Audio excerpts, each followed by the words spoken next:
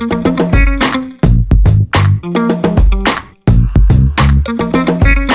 Xavier, where are you in the world? I am in Washington D.C. Okay, what are you doing there? Tell us. Tell everyone what you. I thought you were going to be in the UK when we spoke. Playing Archibald Craven in The Secret Garden here in Washington with Daisy Egan, who was the original Mary in The Secret Garden. Yeah. She's the youngest Tony winner ever and remains the youngest Tony winner ever.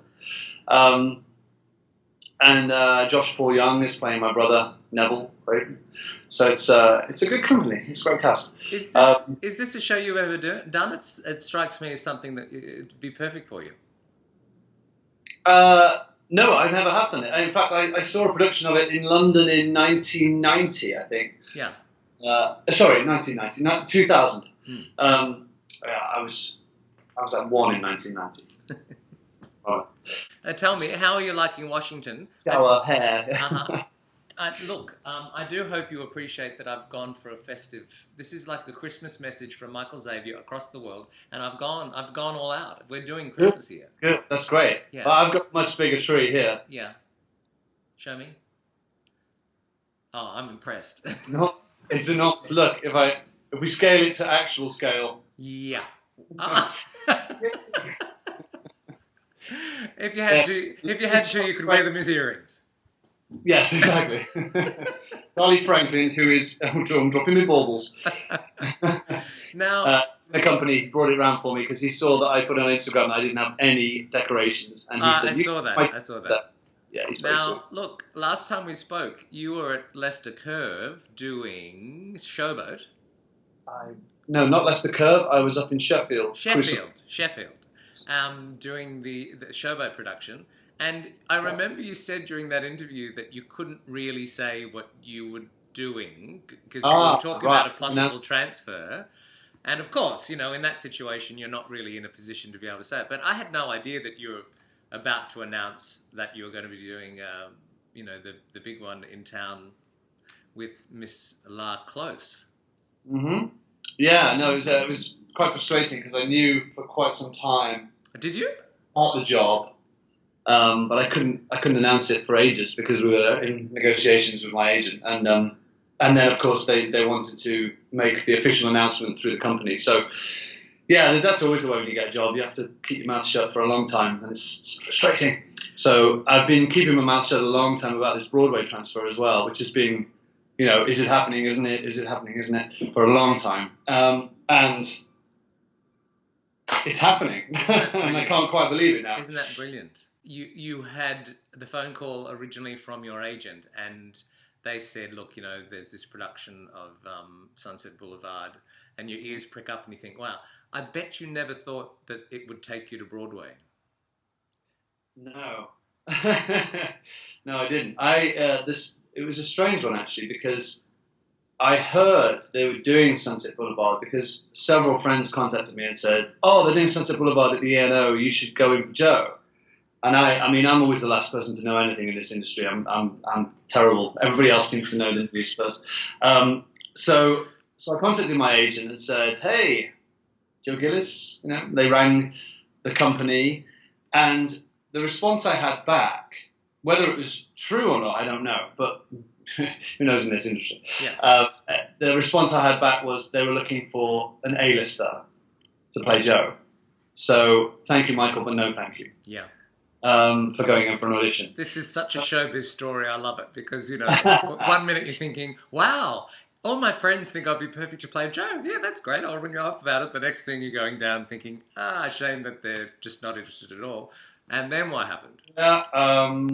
Then several weeks later, I had a phone call saying, oh, they would like to see you now. And I was like, oh, is that because you couldn't find an A-lister? In my kind of angry state that you didn't want me the first time. Why should you have me now? Anyway, I picked up the material, learnt some of the material of the audition. I went in, and Lonnie Price, who is the director, lovely Lonnie, he's just adorable and brilliant. He was in the audition room, and they had to film it because they needed Andrew Lloyd Webber, Don Black, Glenn herself to watch the videos to approve it. And Lonnie, little did I know, was suffering from food poisoning. So straight after my audition, I would never have known, he was so lovely. Straight after my audition, he left. And a friend of mine, Nick, who was just about to go in, who knew Lonnie, was like, I can't believe it, Lonnie's left. I'm like a friend of his. He's left before my audition. He was so upset about it, bless him. But Lonnie was really ill. So I'm grateful that he stuck around for my audition, because I may not be... not have been going to Broadway had he not. When you look back over 2016, will that be the highlight for you, or what? Oh yeah. It's the highlight of my career. It really is. I mean, I've been very, very lucky and done some amazing jobs.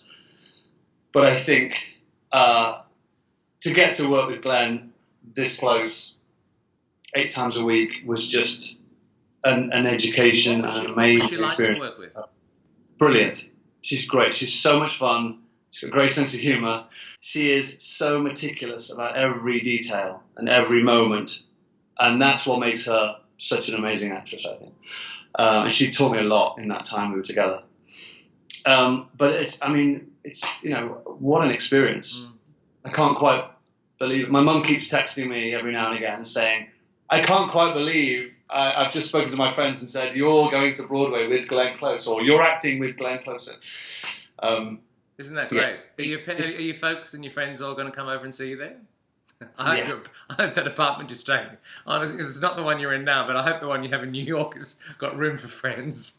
I doubt it very much, knowing where they're going to put me up. They're going to put me up very centrally, apparently. And it's literally like a walk around the corner to the theatre, which is amazing for Manhattan. But it'll be like a shoebox, I'm sure. Yeah. I'd like to think it would be the penthouse, but I'm not sure the project will stretch that. How do you feel about being in America? How do you like America? Is it somewhere you always wanted to work? Yeah, it is, actually. It is. And I mean, Broadway being the home of musical theatre, the roots of musical theatre, if you like, it's to be going there is a dream come true. It really is. But to work in America itself, I've always wanted to see what it'd be like, and I like the atmosphere here. I like the positivity they have. The weather. The weather. The weather. Actually, the weather's been great here. I've been so lucky. It's been really warm and sunny. We've had about 3 days of rain in total since I've been here, and it's just glorious. I can't turn you around. I'll show you my view from the 13th floor up here. Oh, there you go. That's Washington D.C. I've never been to Washington D.C. I must rectify that sometime. Now, it is Christmas.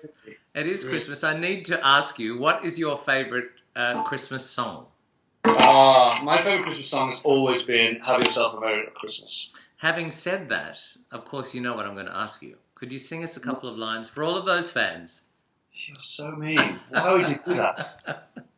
Why would you do that? Just 2 lines. Just 2 lines. I'll do that down here. Have yourself a merry little Christmas. Let your heart be light. I tell you what, this is very Bing Crosby. This is very Bing Crosby Christmas special. Here I am in a wingback chair with the sort of candlelit Christmas tree. Right, and then we'll be fine.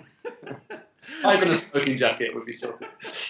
I knew you'd be sorted. It takes me about 7 hours to warm my voice up in the morning. Anyway, good luck with the rest of the season. And may I, on behalf of everyone who is your fan, all of us at Live Theatre are too, congratulations. It's been a tremendous year, and thank you for giving us a little Christmas message. I'm sure all your fans will be absolutely delighted. And we watch with interest your season on Broadway.